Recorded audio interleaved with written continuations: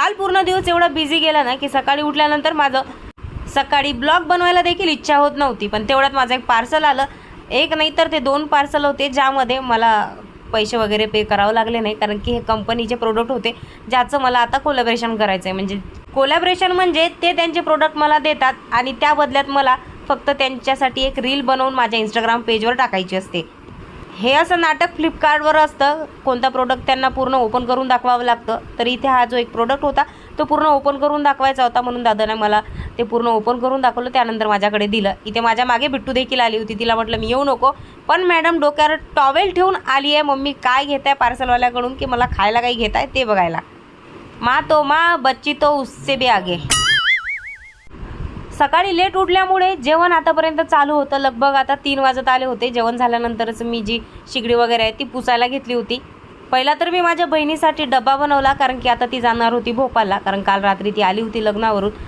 यावेळी मी तिला अजिबात राहा असं म्हटलं नाही, कारण की ती ऑलरेडी 4-5 दिवसाच्या सुट्ट्या काढून मध्ये आली होती, लग्न होतं तर, आणि आता पण आली. आता पण तिचे 2-3 दिवस तिकडे गेले. तिची तयारी वगैरे झाली आणि तिच्या मुलाचे डॉक्युमेंट्स आमच्याकडे दिले, कारण की हा जो हिमांशू आहे तो आता माझ्या आईच्या गावी म्हणजे माझ्या माहेरी शिकणार. तिच्याकडे थोडंसं सामान होतं म्हणून मी माझी स्कूटी घेऊन तिला बस म्हणजे आमच्या चौकापर्यंत सोडायला गेली. त्यानंतर ती गेली बाय करून, मी घरी आली. घरी आल्यानंतर मला अजिबातच करमत नव्हतं, कारण की आता माझी बहीण गेली म्हटल्यानंतर ती दिवाळीनंतरच येणार. आता बिट्टूला देखील काही करमत नव्हतं. म्हणत होती की मम्मी कधी येणार, बडी मम्मी कधी येणार. त्याच गप्पा गोष्टी करत मी तिला थोडंसं गुंतवलं. कोण आहे मी, मम्मी की पप्पा? आता पप्पा हो बेटा, काय बोलतेस? मी मोबाईल नाही बघत. माझ्या नोजमध्ये चालेत केस, शिंक येते मला.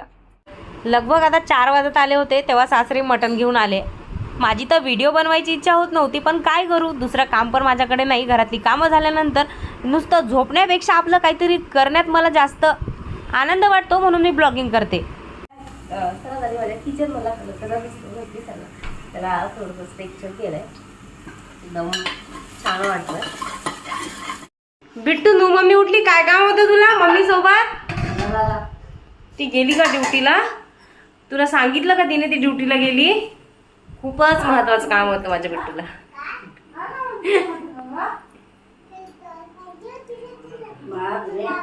काय? अच्छा, डॉल होती तिच्या रूम मध्ये. मी म्हटलं कोणतं महत्वाचं काम आहे हेच तिच्यासोबत. मी नाही करत रस, मला येत नाही. कसा करतात तो रस? काही आयडिया आहे का तुम्हाला? कैसे कैसे लोग रहते हैं यार यहाँ पर. कशी करतात आंब्याचा रस माहिती आहे का? जाऊ गेल्या होत्या ड्युटीवर आणि नेमक्या ते गेल्या आणि 5-10 मिनिटात ते घरी वापस आल्या. घरी आल्यानंतर त्यांनी लगेच भांडी घासले, कारण आमच्या इथल्या ज्या भांडीवाल्या ताई आहेत ते गेले 4-5 दिवस झाले येत नाही आहेत. तर आता 7:30 वाजत आलेच होते. तर आमच्या दोघींच्या खूप गप्पा रंगल्या होत्या इथे. नको तो आम्ही कधी कधी विषय काढतो आणि नको नको तो कधी भांडत पण असतो, आणि असं असलंच पाहिजे बरं का. सारखं सारखं गोड असणंही चांगलं नसतं. मगाशी मी भाजी शिजवून घेतली होती मटणाची, त्यामुळे आता डायरेक्ट मला मसाल्याचीच तयारी करायची होती. जाऊ मला सांगत होते की मी ड्युटीवरून येत आहे, किती कामं करत आहे. ड्युटीला जाते तरीही काम करून जाते, तिकडून आल्यानंतर पण काम करते. आणि खरं सांगू का, ते काम तर करतात त्यासोबतच घरातलं जे आता आम्ही इकडे तिकडे सामान हलवलं ते देखील साफ स्वच्छ करून ते पण काम करत आहेत. आणि ते एवढ्यात थकत आहेत, पण त्यांना आराम करायला पण वेळ मिळत नाही आहे. पण मी पण काय करू शकते, कारण की मी पण सकाळपासून उठली की चालूच असते. आणि त्यात हे 1 नाही 2 नाही 3 मुलं एकमेकांना चिडवतात आणि मग भांडतात. गरमागरम मटणाची भाजी झाली तर लगेचच मी जेवायला घेतलं. तरी तेच आपला ब्लॉग संपला. आवडला असेल तर लाईक नक्की करा.